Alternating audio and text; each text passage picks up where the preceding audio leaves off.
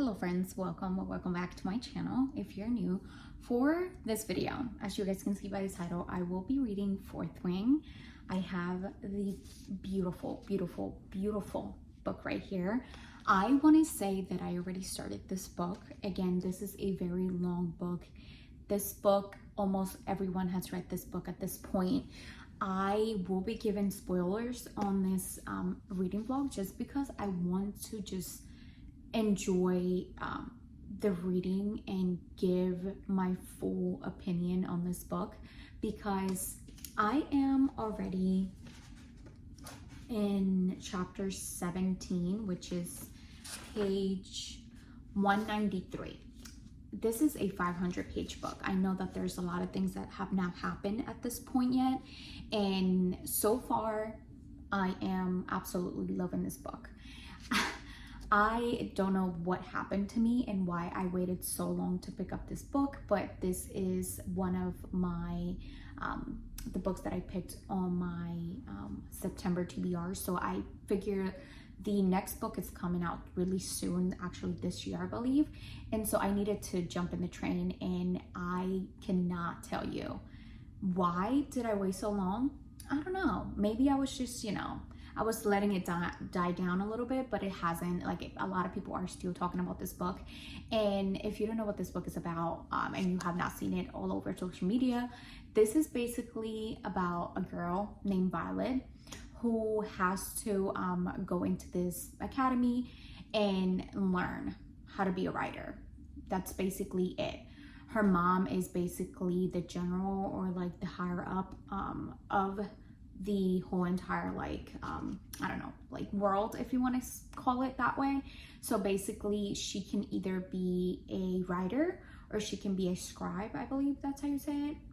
Listen, I'm still getting into this world. I'm still getting into like the whole entire plot, the setting, the romance in this book. It's giving, at this point, it's giving enemies to lovers. I can say that at a point where I am disliking Dain. At the beginning, it's kind of like that feeling that ACOTAR gave you, like A Court of Thorns and Roses, where you think Tamlin is a good guy, but then again, he's not. Like, it's giving me that. Dain is giving me that for me, and I am obsessed with Xaden. I knew it was going to be because I've heard his name come across a lot on social media, and I was like, okay, let me just look out for this man. So this is giving really enemies to lovers, forced proximity, because the dragon that Violet gets paired up with or connects with is the mate of Xaden's dragon. So when they bond with a human, that's a strong connection, but also a dragon can mate with and bond with another dragon. So basically, if the human, like the human dies, it debilitates the other mates, so it's like a forced proximity type of thing. I am really enjoying this book. I could you not, it's amazing. Like, the whole entire plot, I don't know how it's gonna go from here, what's going to happen. There's a lot of like secrets and things behind everything that's going on. Violet's brother passed away at the hands of Xaden's father, so there's a lot of hatred, like a lot, like they should hate each other, and they do at this point. They kind of like don't know what's going on. Xaden had this plot to kill Violet, because again, Violet is the reason why, they hate Violet because of her mother, and obviously her mother and her don't have the best relationship at all. Her mother could care less if she survived. Like, it's literally what it says right here: you fly or you die. And for her, she's really, the book describes her as really fragile, really someone that's smaller than everyone else, someone that's not as strong. But Violet is really smart, and I'm to the point where, like, I'm just loving this book. I'm just absolutely loving this book, and how this girl is like overcoming every freaking obstacle that's been thrown her way. And trust me, there has been a lot. And she's always had this thing for Dain, but Dain is like, you know, he's really into rules and he's always been there for her and he cares for her, but at the same time it's like, I won't break the rules. Like I won't break the rules for you. And that's kind of like, you know, I'm gonna stop talking about this book because it's been 5 minutes. I'm gonna leave all the 5 minutes here. So again, I am really excited to keep reading this book, and I will come back when I am halfway through the book, because again, now I'm on page 193. So hopefully I can get a good amount of pages read today, because I want to know what's going to happen. Like, I want to know how this book is going to end. And again, we're close to the second book coming out. So I'm actually really happy that I decided to pick it up towards, you know, September, because I know that the second book is coming out soon. So I will come back when I have another update for you guys. Hi guys, welcome back to my channel. I have a major update on Fourth Wing. I am this much, like almost about to be done, like less than 100 pages away from being done. And let me tell you, I have so many feelings about this book. So far, I'm like enjoying it. At this point, it's getting to the point where we know it's probably going to be a cliffhanger. And again, I have mentioned it before, I'm glad that I decided to read it so late, because the second book is coming out soon. So I just have a couple thoughts. First, I feel like my girl Violet could have killed Jack a long time ago, but you know, she got the job done and she did what she had to do. 2, Dane, annoying, Gibbon Tamlin all the way, you know? But at the same time, we didn't get as much as, at least as of right now, I know that at the beginning, he like kissed her and obviously she didn't feel the same way for him and stuff like that. So like that's out of the picture now. And I think that he already knows that, you know, her and Xaden are having a thing. 2, I feel like my main Xaden, well, that's 3 actually. I feel like my main Xaden, like he is warning, like he's been giving hints to Violet about warning her to stay away from him and to, you know, do all this stuff, mainly because the history between them, they're supposed to be like really enemies. Like their families have never been, you know, always in a war, always in like problems, whatever. So I feel like they're overcoming a lot of that. And the spice in this book, it's like a 4. It's spicy. So that's something that I was not expecting as much, just because like when I think of fantasies, I just think of the plot. I just think of, you know, the good romance subplot with like, but a good world building and like plot and all that. So far, this book is like chef's kiss. Amazing. I feel like, I don't know what took me so long to read it, but at the same time, I'm like glad that I took this long to read it, because I know that the second one, which I think is Something Flames, it's coming out soon. So I'm really excited. I will come back today when I'm done this little bit. Like that's all I have left.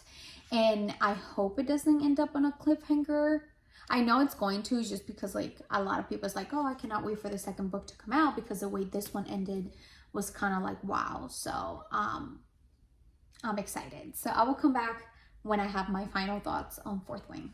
Hi guys, it is a couple of days later. I'm in my kitchen, but I wanted to give a final update on Fourth Wing. So I finished Fourth Wing a couple of days later, a couple of days ago actually, and I was letting my thoughts get, you know, just settled in, see what I was feeling at the moment, see what everything.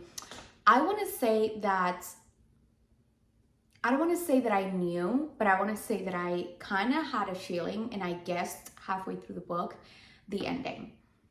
I told myself, I said, how funny would it be if this is all because either the brother or the dad is alive? And again, I'm going to put spoilers on the title. This is a spoiler video. So if you have not read Fourth Wing, don't come for me. You know, just read it at your own thing, at your own pace.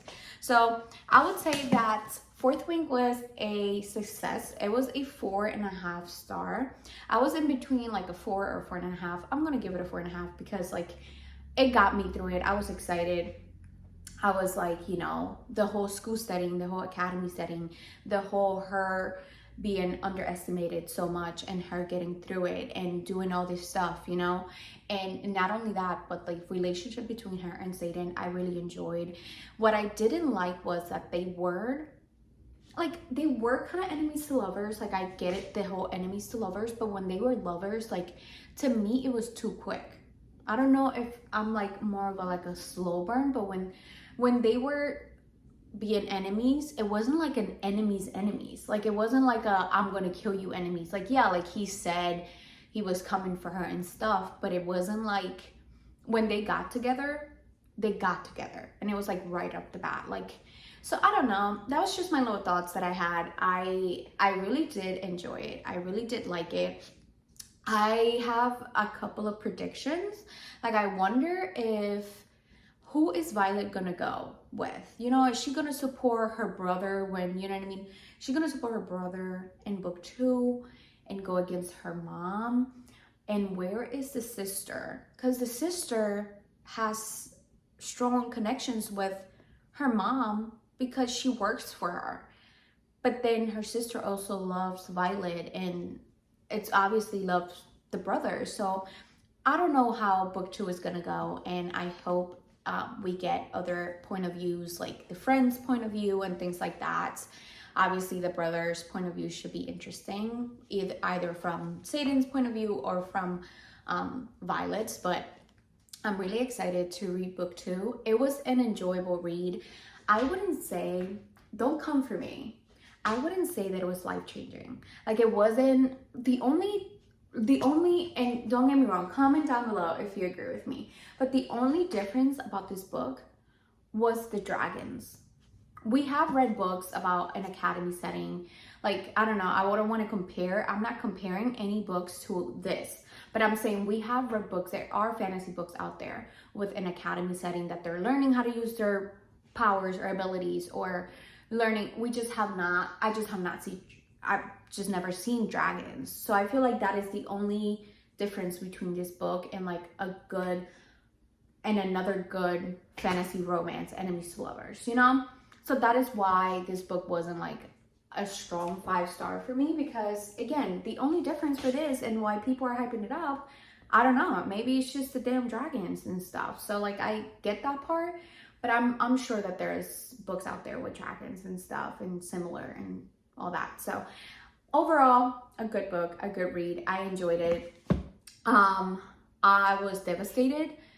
I almost had a little like cry. Like, I almost cried. Almost. I got tear-eyed when my boy Liam died. Like, are you kidding me? I absolutely loved him. Like, he was there for Violet. Like, he was a protector. He was, yeah, you know, Satan put me in here, but at the end of the day, like, I'm here because I care for you. And my man Liam, like, why him? Why not? I don't know. Why not anyone else? But Liam, are you kidding me? He's such a sweetheart. He was, I don't know. I wish we would have, you know, gotten a little bit more from him in book 2, and then, you know, in book 2. But anyways, overall I enjoyed it. I had fun reading it. It was a really good read.